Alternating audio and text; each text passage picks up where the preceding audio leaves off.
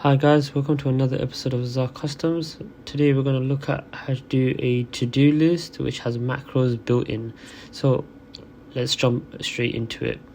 So we're going to start off with writing today's date, which is 30/11/2024, and then you'll see that you have tasks, categories, due date, rank, completion and notes.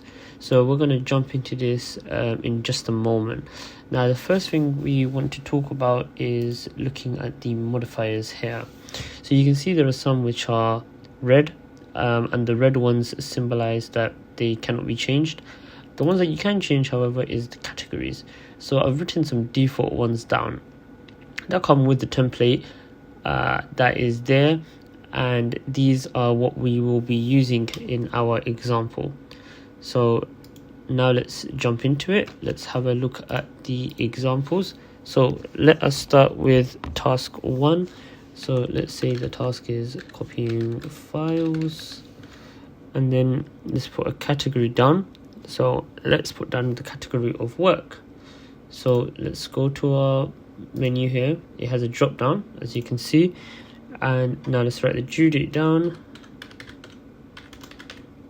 and let's write down the rank. Now the rank, it gives an indication of the urgency of the actual task in question.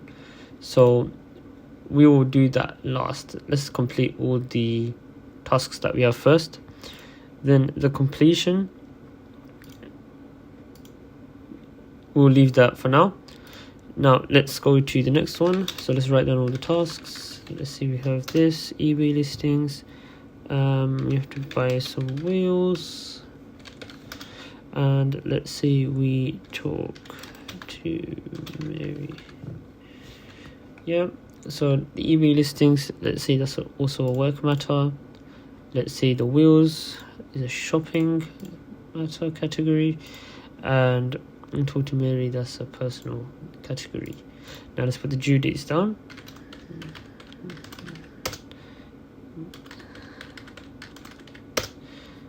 And the last one done. Now let's rank them all.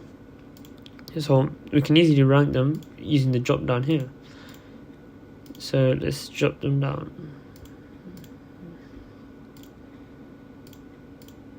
Yeah, and let's do that. Now what you just saw there, now you must have noticed, right, that as soon as you put down the numbers, they go automatically. Let's just show that again for you. So the first one was 4, then the second one was rank 3. As soon as I enter in 3, it changes. This is due to the macros which are present in the template, which automatically move the tasks from rank 1 to up to rank 33, which is the maximum that this sheet goes up to. 33 tasks at one time. So it's very useful for things like this, because we now know exactly what we need to do at what time. So let's continue regardless. So we've got all of those now, and let's also select whether we've completed it or not. So at the moment we've completed that. We're in progress with that one, and let's say that we have not done these.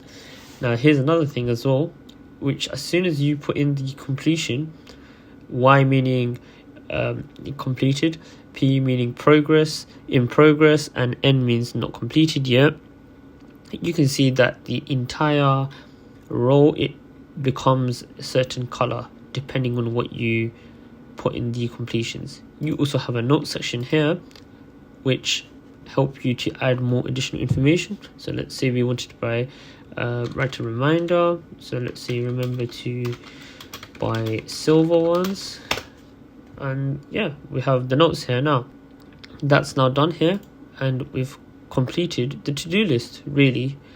However, now let's have a look at some additional things that are with this template. So if we now zoom out a tiny bit, now let's have a look at what we have on the right hand side here, which are known as slices. So there's 2 slices here, one for completion and one for category. So let's say on my to-do list, I just wanted to see the ones which I have not done the tasks. So those are the ones which are N. So as you can see here, this is known as multi-select. This has been selected such that more than one of those filters can be selected at one time, known as a slicer in this case. So now to see the N here, we'd have to get rid of the Y and the P. So let's get rid of them. There you go. Now we've just got all the ones which are not completed. Now let's say we just want to see the ones which are personal, for example. You'd want to do that, we'd just have to get rid of all of the other ones here. There's no work here that exists, so we don't need to do that. Hence why it is blacked out. So we have personal here, and now we can easily see what things we have which are on our to-do list which are personal, and also have a completion category of N.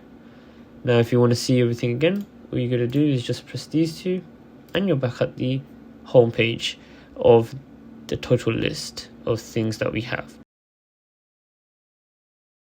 Now let's look at the next part of this to-do list.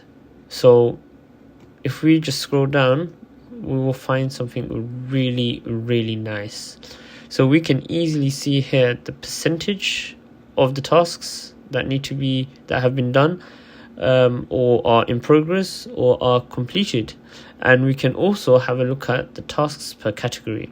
So we can easily see that we've got 2 tasks for work, 1 for personal and 1 for shopping.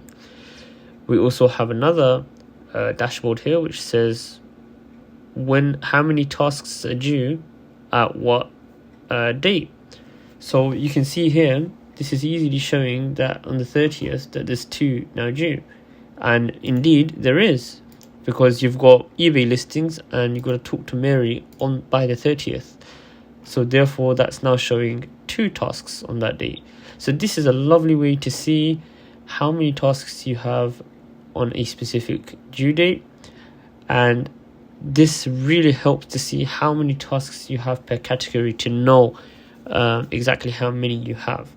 And then this general overview gives a really lovely for each category how many there are, which dynamically change according to what you enter in here. That's all for today's tutorial. Please look at my website for more templates, and I'll catch you in the next one.